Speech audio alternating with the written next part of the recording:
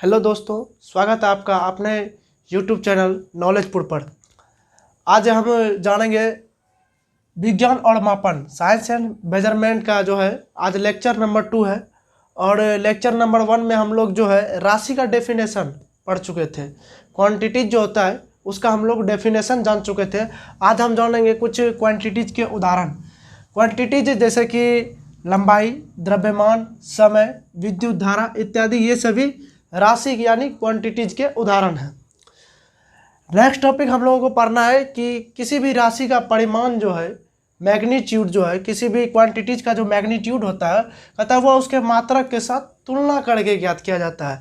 अब इस लाइन को हमें थोड़ा गहराई से समझना है कि किसी भी क्वांटिटीज का मैग्नीट्यूड आखिर हम लिखेंगे कैसे, किस तरह लिखना है। उसको कहा जाता है कि किसी भी राशि का परिमाण मैग्नीट्यूड उसके मात्रक के साथ तुलना करके ज्ञात किया जाता है। ये तो किताबी भाषा हो गई। चलिए आपसे इसे समझते हैं अपने भाषा में। कहा जाता है कि सपोज दैट एग्जाम्पल के लिए हम ले लेते हैं किसी किताब की लंबाई जो है 10 सेंटीमीटर है, तो ये उसकी लंबाई जो है ये उसकी हो गई क्वांटिटीज, यानी ये उसकी राशि हो गई, उस किताब की लेंथ की राशि हो गई। अब कहता है कि ये जो है 10 सेंटीमीटर है, तो उसका जो मैग्नीट्यूड है 10 सेंटीमीटर, उसको किस तरह हम लोग शो करेंगे, किस तरह लिखेंगे। कहता है कि उसको जो लिखना है, कहता है कि उसका परिमाण करना है कि किताब का परिमाण बराबर हो जाएगा 1 गुना 10 सेंटीमीटर।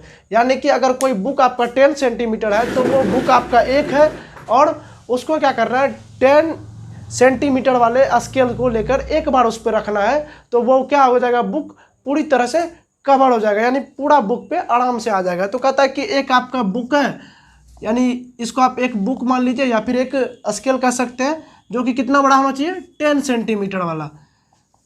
अगर इन दोनों को हम कंपैरिजन कर लें, इनटू कर लें, या फिर मल्टीपल भी कर सकते हैं कि किसी भी राशि का परिमाण मैग्नीट्यूड जो है उसके मात्रक के साथ गुना करके भी ज्ञात किया जा सकता है। तो ये एक आपकी बुक है और उसको कैसे ज्ञात किया जा सकता है कि एक 10 सेंटीमीटर का जो स्केल लेकर उस पर एक सिरे से दूसरे सिरे तक रखेंगे, तो वो क्या हो जाएगा कि उसका जो है परिमाण निकल जाएगा, किसका, उस क्वांटिटीज का, उस राशि का।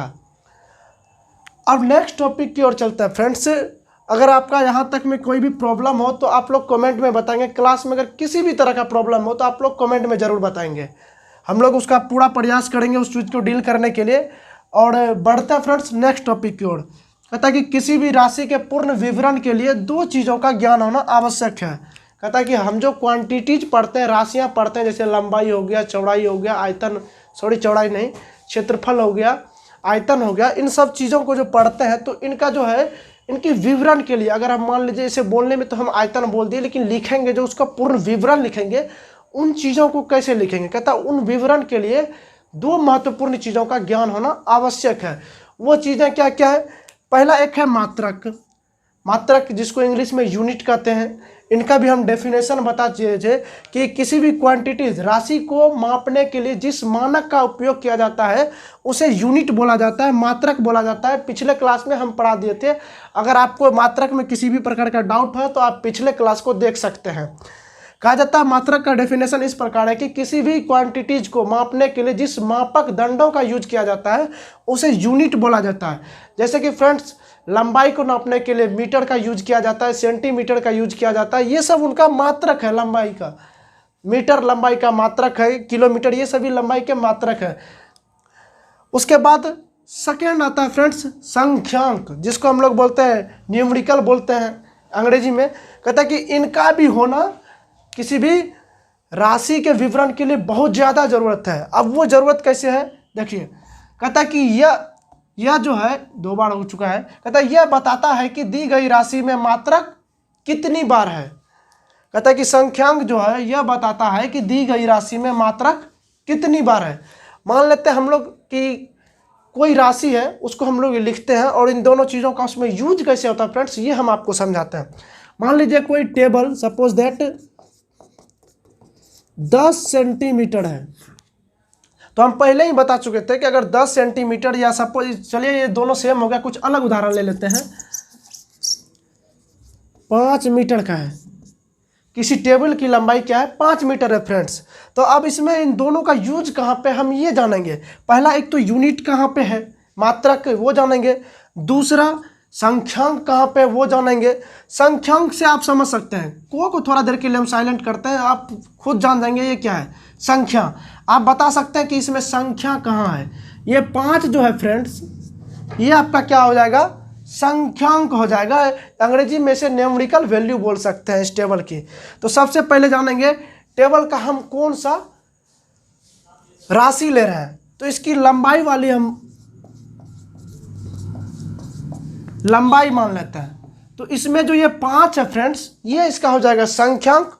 और इसमें किस मात्रक में हम इसे नाप रहे हैं, तो हमें इसका मात्रक है मीटर। लंबाई का मात्रक जो ऐसा यूनिट होता है, मात्रक होता है, वो होता है मीटर। तो ये आपका यूनिट हो गया, मात्रक इसका मीटर हो गया।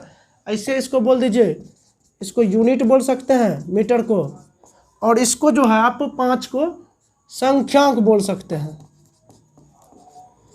तो फ्रेंड्स आपको पता चल गया होगा कि किसी भी राशि के पूर्ण विवरण के लिए 2 चीज़ों का आवश्यक किस तरह हम लोग करते हैं। मान लीजिए आप किसी भी राशि का मैग्नीट्यूड निकालेंगे, 10 सेंटीमीटर, 50 सेंटीमीटर, 500 सेंटीमीटर, तो आप उसको जरूर लिखेंगे। तो उसमें 500 जो हो जाएगा वो आपका हो जाएगा संख्यांक, और मीटर जो भी हो गया उधर वो आपका हो गया न्यूमेरिकल वैल्यू। चलिए बढ़ते हैं नेक्स्ट टॉपिक की ओर। हम लोग, हमारा नेक्स्ट टॉपिक है भौतिक राशियाँ, फिजिकल क्वांटिटीज। हम लोग राशि पढ़ चुके थे, अब उसी में एक नया टर्म्स आ गया है फिजिकल क्वांटिटीज। क्वांटिटीज में सिर्फ जुटा है फिजिकल। अब हम लोग इसी जान लेते हैं कि फिजिकल क्वांटिटीज क्या होता है। कहता है कि भौतिकी के नियमों को जिन पदों में व्यक्त किया जाता है। भौतिकी मतलब हम लोगों का जो फिजिक्स का बुक होता है उनमें कई सारे नियम होते हैं, किसी भी बहुत ज़्यादा उनमें कई प्रकार के नियम होते हैं। तो कहता है कि उनका जो टर्म्स होता है, उनका जो पद होता है, उन पदों को जिन चीज़ों में व्यक्त किया जाता है उसको हम लोग क्या बोलते हैं, राशियाँ कहते हैं। मान लीजिए कि अगर कोई ऐसा फॉर्मूला है जिसको हम लोग क्या करना है, मल्टीप्लाई करते हैं। जैसे कि मान लीजिए अभी हम लोगों को किसी भी चीज़ का क्षेत्रफल निकालना है फिजिक्स में। सपोज दैट एक आयत के टाइप का कोई ऑब्जेक्ट है, इसकी लंबाई है 5 मीटर, चौड़ाई है 2 मीटर। अब कहा जाता है कि इसका कुछ नियम है। अब मान लीजिए हमें इसका एरिया निकालना, तो एरिया निकालने के लिए कुछ नियम बनाए गए, फॉर्मूला बनाया गया है। तो एरिया निकालने के लिए क्या हो जाएगा, क्षेत्रफल अगर हम निकालेंगे तो कहा जाता है कि इसका एरिया का फॉर्मूला आ जाता है लंबाई गुना चौड़ाई। तो अब इसको अगर हम निकालेंगे तो इसको क्या करेंगे, 5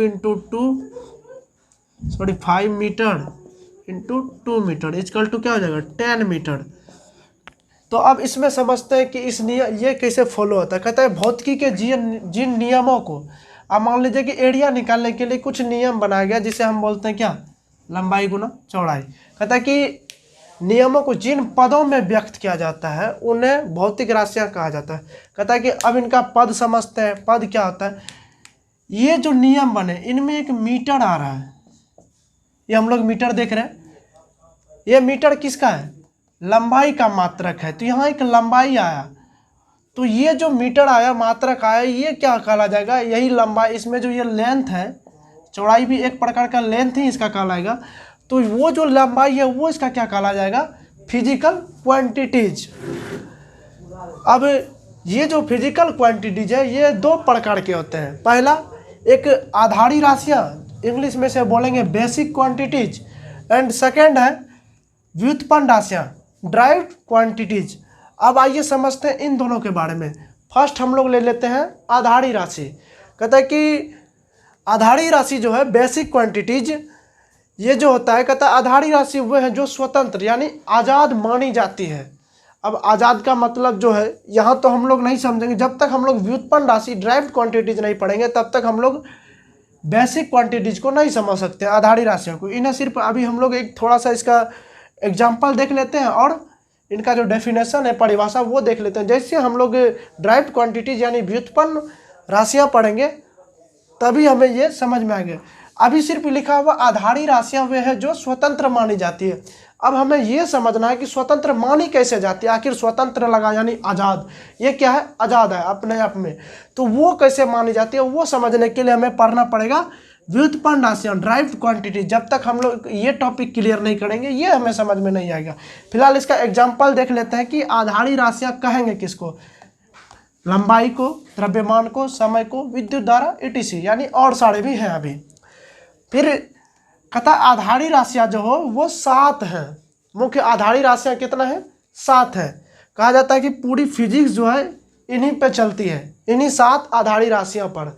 तो ये आपके लिए बहुत ही ज़्यादा इम्पोर्टेंट है, आप इसे नोट कर लेंगे और याद कर लेंगे। चलिए देखते हैं वो 7 आधारी राशियाँ, बेसिक क्वांटिटीज कौन कौन सी है। पहला है लंबाई, अंग्रेजी में इसे हम लोग लेंथ बोलते हैं। सेकेंड है द्रव्यमान, इसे हम लोग बोलते हैं मास। आगे के चैप्टर में ये हमें बहुत ही विस्तारित रूप से पढ़ना है मास के बारे में। फिर है समय, इसे तो आप लोग जानते हैं ऑलरेडी, टाइम कहते हैं अंग्रेजी में। नेक्स्ट है विद्युत धारा, इलेक्ट्रिक करंट, ये भी क्या है? एक प्रकार की आधारी राशियां हैं। नेक्स्ट आता है फ्रेंड्स ताप, टेम्परेचर, इसके बारे में आप लोग अच्छी तरह से जानते हैं, हीट। फिर भी साइंस की भाषा में हम लोग को इसे पढ़ना है नेक्स्ट चैप्टर में। फिर अगला जो है छठा आधारी राशियां जो है वो है फ्रेंड्स ज्योति तीव्रता, लुमिनियस इंटेंसिटी, अंग्रेजी में इसे बोला जाता है लुमिनियस इंटेंसिटी, ज्योति तीव्रता को। नेक्स्ट एंड लास्ट है पदार्थ का परिमाण, अमाउंट ऑफ सब्सटेंस, यहाँ जगह नहीं था इसलिए हम लोग नहीं लिखे, आप लोग नोट कर लेंगे, अमाउंट ऑफ सब्सटेंस, ये इनकी अंग्रेजी होती है। चलिए अब हम लोग देख लेते हैं जो सेकेंड टाइप था व्युत्पन्न राशियाँ, ड्राइव क्वांटिटी, वो क्या होती है। कहता है कि व्युत्पन्न राशियाँ वे हैं जो आधारी राशियों के पदों में ज्ञात किया जाता है। तो अभी हम लोगों ने थोड़ी देर पहले ही बोला था आधारी राशियों को हम लोग अंडरस्टैंडिंग नहीं किए थे, समझे नहीं थे। क्या बोले थे कि जब तक हम लोग ड्राइव क्वांटिटीज यानी व्युत्पन्न राशियों को ना समझ ले तब तक हम आधारी राशियों को समझ ही नहीं सकते कि वह किस प्रकार से स्वतंत्र मानी जाती है। अब देखिए वो स्वतंत्र कैसा है। स्वतंत्र हम किसे कहेंगे? जो किसी पे डिपेंडेंट ना हो, किसी पे आश्रित ना हो, जो किसी पे निर्भर नहीं करता हो, उसे हम लोग क्या बोलते हैं? इंडिपेंडेंट यानी स्वतंत्र बोल सकते हैं। तो आधारी राशियाँ क्या था, वो इंडिपेंडेंट थी, वो किसी पे निर्भर नहीं करती है। और जबकि व्युत्पन्न राशियाँ जो है वो यहाँ पर आपको साफ साफ दिख रहा होगा, लिखा हुआ कि व्युत्पन्न राशियाँ वे हैं जो आधारी राशियों के पदों में व्यक्त किया जाता है। यानी कि व्युत्पन्न राशियाँ जब भी लिखेंगे उसका जो टर्म्स होगा लिखने का वो क्या होगा कि आधारी राशियों के पद में ज्ञात करेंगे, यानी कि बेसिक क्वांटिटीज के रूप में उसे लिखेंगे। अंत में जो इसका जो मैग्नीट्यूड निकलेगा व्युत्पन्न राशियों का, इस क्वांटिटीज का जो मैग्नीट्यूड होगा वो क्या हो जाएगा, लास्ट में चला जाएगा, उसमें हेल्प लेना पड़ जाएगा हमें किसका? बेसिक क्वांटिटीज यानी आधारी राशियों का। तो आप समझ सकते हैं कि जब आधारी राशियों को लिखना होता है तो वो किसी पर निर्भर नहीं करती है, इसलिए उसे क्या कहते हैं हम लोग? स्वतंत्र मानते हैं। और व्युत्पन्न राशियाँ ड्राइव क्वांटिटीज को लिखने के लिए हमें क्या किसकी ज़रूरत पड़ती है? बेसिक क्वांटिटीज यानी आधारी राशियों को, ठीक ना। अब ये समझ लेते हैं कि कैसे ज़रूरत पड़ता है। तो एक यहाँ पर एग्जाम्पल में लिखा हुआ क्षेत्रफल, इसी को लेके हम लोग समझ लेते हैं। तो क्षेत्रफल का फॉर्मूला आप लोग भी 7-8 में पढ़ेंगे कि लंबाई गुणा चौड़ाई होती है। अगर मान लीजिए किसी चीज़ की लंबाई 5 मीटर और चौड़ाई जो है 2 मीटर है, अगर हम इसका एरिया निकालेंगे फ्रेंड्स तो क्या हो जाएगा? 5 × 2 एंड मीटर इंटू मीटर क्या हो जाएगा? Metre square. ये जो मीटर स्क्वायर है ये क्या हो जाएगा? ये हो जाएगा ड्राइव क्वांटिटीज। आप समझते हैं ड्राइव क्वांटिटीज कैसे हुआ? सबसे पहले तो क्षेत्रफल निकालने के लिए हमें क्या चाहिए? लंबाई चाहिए, चौड़ाई। चौड़ाई भी एक तरह से मान सकते हैं वो किसी चीज़ की लंबाई है, एक तरह से वो भी लंबाई ही है, ठीक है। तो दोनों जो क्या है, दोनों जो है लंबाई आप लोग जानते हैं कि क्या है? बेसिक क्वांटिटीज है। और ये उसका मीटर क्या है? यूनिट है, उसका मात्रक है। लंबाई का मात्रक मीटर होता है, ये उसका यूनिट है। तो अब समझते हैं कि यहाँ पर जो आधारी राशि था लंबाई, उसको यूज किया गया क्षेत्रफल निकालने के लिए, व्युत्पन्न राशियाँ निकालने के लिए। बेसिक क्वांटिटीज का यूज कैसे किया गया? तो मीटर जो है ये हमारी आ जाती है आधारी यूनिट में, और आधारी यूनिट हमें निकलता है किससे? आधारी राशि से, आधारी राशियाँ से। तो ये दोनों मीटर क्या हो जाती है? आधारी राशियाँ हो जाती है। और जब दोनों को गुणा करते हैं, मल्टीपल करते हैं तो मीटर स्क्वायर निकलते हैं, हिंदी में से वर्ग मीटर कहते हैं। ये क्या हो जाता है? व्युत्पन्न राशियाँ, मीटर स्क्वायर। क्षेत्रफल जब निकलेगा तो ये हो जाएगा मीटर स्क्वायर व्युत्पन्न राशियाँ। ये कैसे निकला? With the help of basic quantities, आधारी राशियों के मदद से, उसके मदद से हमें क्या मिला? व्युत्पन्न राशियाँ। चलिए फ्रेंड्स अब हम लोग जो है नेक्स्ट टॉपिक की ओर बढ़ते हैं। हमारा नेक्स्ट टॉपिक यहाँ पे नोट पे लिखा गया है कि आधारी राशियों के मात्रक यानी यूनिट को आधारी मात्रक कहते हैं। यानी कि आधारी राशि का जो मात्रक होगा उसे आधारी मात्रक कहते हैं। इसे थोड़ा सा आप लोग 1-2 बार पढ़ेंगे याद हो जाएगा, इसे थोड़ा सा पढ़ना आप लोग याद हो जाएगा। दोनों ही नाम सेम है, यहाँ राशि की जगह अगर मात्रक सटेगा तो यहाँ पे क्या हो जाएगा, आधारी मात्रक हो जाएगा। व्युत्पन्न राशियों का जो मात्रक होगा उसको क्या बोलेंगे हम लोग, व्युत्पन्न मात्रक।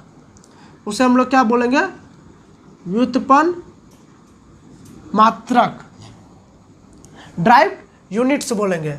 अब अगर बोल देगा कि आधारी राशियों के यूनिट को आधारी मात्रक बोल देंगे, अगर कोई बोलेगा कि आधारी मात्रक का डेफिनेशन क्या होता है, थोड़ा सा बता दो हमें, तो उसे आप लोग क्या बोलेंगे, आधारी मात्रक का जो डेफिनेशन है बेसिक यूनिट्स, उसे हम लोग क्या बोलेंगे कि वह मात्रक जो किसी अन्य मात्रक पर निर्भर नहीं करता है। कहता है कि वैसा यूनिट्स जो क्या कहता है, जो किसी भी यूनिट पर डिपेंडेंट नहीं है, किसी पर निर्भर नहीं करता, उसे हम लोग क्या बोलेंगे, आधारी मात्रक। कुछ सेम इसी प्रकार का परिभाषा था आधारी राशियां का भी, वह राशियां जो किसी पर डिपेंडेंट नहीं हो, सेल्फ इंडिपेंडेंट हो और स्वतंत्र हो, वो क्या हो जाएगा, आधारी राशियां कहला जाएगा। और वैसा मात्रक जो किसी पर निर्भर ना करता वो आधारी मात्रक कहला जाएगा। अगर मात्रक सटा हो तो आप वह मात्रक लिख देंगे, अगर राशियाँ होगा तो वह राशियाँ लिख देंगे। दोनों का डेफिनेशन परिभाषा सेम है फ्रेंड्स। आप थोड़ा सा दिमाग लगाएंगे, आपको रटने की ज़रूरत नहीं है, सिर्फ समझने की ज़रूरत है। और हमारा नेक्स्ट टॉपिक जो है व्युत्पन्न मात्रक, ड्राइव्ड क्वांटिटीज। कहता है वह मात्रक जो आधारी मात्रक पर निर्भर करता है। तो सेम कुछ इसी प्रकार का आप ऊपर देख सकते हैं कि इसका डेफिनेशन क्या है, व्युत्पन्न राशियाँ। कहता है व्युत्पन्न राशियाँ वो है जो आधारी राशियों के पदों में ज्ञात किया जाता है। यानी कि व्युत्पन्न राशियां भी क्या होंगे, आधारी राशियों पर डिपेंडेंट करेंगे और व्युत्पन्न मात्रक भी आधारी मात्रक पर डिपेंड करेंगे। थोड़ा सा मात्रक और राशियों का डेफिनेशन में फेर है, आप थोड़ा सा उनको समझ लेंगे, ट्रिक वाइज थोड़ा सा ध्यान दे देंगे तो आप आसानी से याद कर सकते हैं। तो जैसे कि अब यहाँ क्षेत्रफल है, इसमें भी सेम वही है, यूनिट जो होता है लंबाई का यूनिट मात्रक होता है, सेम वही एग्जांपल यहाँ भी अगर दे देंगे आप पहले ही पीछे चलिए हम इसको समझा ही देते हैं। मान लीजिए कोई भी एक ऑब्जेक्ट है, आयताकार ऑब्जेक्ट है, इसका थोड़ा सा लेंथ बदल देते हैं हम लोग, 7 मीटर 2 मीटर। तो अब जो है लंबाई कौन सी राशि है, आप लोग को पढ़ा चुके हैं, आधारी राशि है। तो उसका जो मात्रक होगा, आधारी राशि का जो मात्रक होगा वो कौन सा मात्रक होगा फ्रेंड्स, आधारी मात्रक। क्योंकि यहाँ साफ साफ लिखा है आधारी राशियों के मात्रक को आधारी मात्रक कहते हैं। तो लंबाई हम पढ़ चुके हैं कि आधारी राशियाँ हैं, उनका जो मात्रक होता है मीटर, वो कौन सा मात्रक होगा। ऑब्वियसली सी बात है कि वो बेसिक यूनिट होगी, आधारी मात्रक होगी। तो ये मीटर जो है दोनों, ये मीटर क्या हो जाएगा, ये हो जाएगा आधारी मात्रक। थोड़ा सा ध्यान देंगे फ्रेंड्स, ये मीटर क्या हो गया, आधारी मात्रक हो गया। अब हमें निकालना क्या है, क्षेत्रफल। अब क्षेत्रफल निकालने में हम लोग को क्या होगा, इस मीटर का जो है बेसिक यूनिट जो है इसका हेल्प लेना पड़ेगा। वो कैसे, देखिए आप यहाँ जानते हैं कि लंबाई गुना चौड़ाई होता है, तो लिख ही देते हैं थोड़ा सा, लंबाई गुना चौड़ाई। चलिए फ्रेंड्स आगे बढ़ते हैं, लिखेंगे क्या, 7 मीटर इंटू 2 मीटर। अब सबसे पहला सवाल कि इसमें व्युत्पन्न मात्रक को तो हम निकाल रहे हैं, क्षेत्रफल तो हम निकाल रहे हैं, आप लोग देख रहे हैं हम क्षेत्रफल ही निकाल रहे हैं, लेकिन इसमें हेल्प किसका लेना पड़ रहा है, आधारी मात्रक का, मीटर का। मीटर हम यहाँ पहले ही बता चुके हैं, मीटर आधारी मात्रक है और हम यहाँ इसका हेल्प ले रहे हैं व्युत्पन्न मात्रक निकालने के लिए। तो आप 7 को 2 से गुना करेंगे तो क्या हो जाएगा 14 और मीटर स्क्वायर। अब जो ये होगा, अब जो ये निकला मैग्नीट्यूड, ये मैग्नीट्यूड क्या हो जाएगा, व्युत्पन्न मात्रक हो जाएगा, क्षेत्रफल हो जाएगा किसका, इस ऑब्जेक्ट का, इस आयताकार ऑब्जेक्ट का।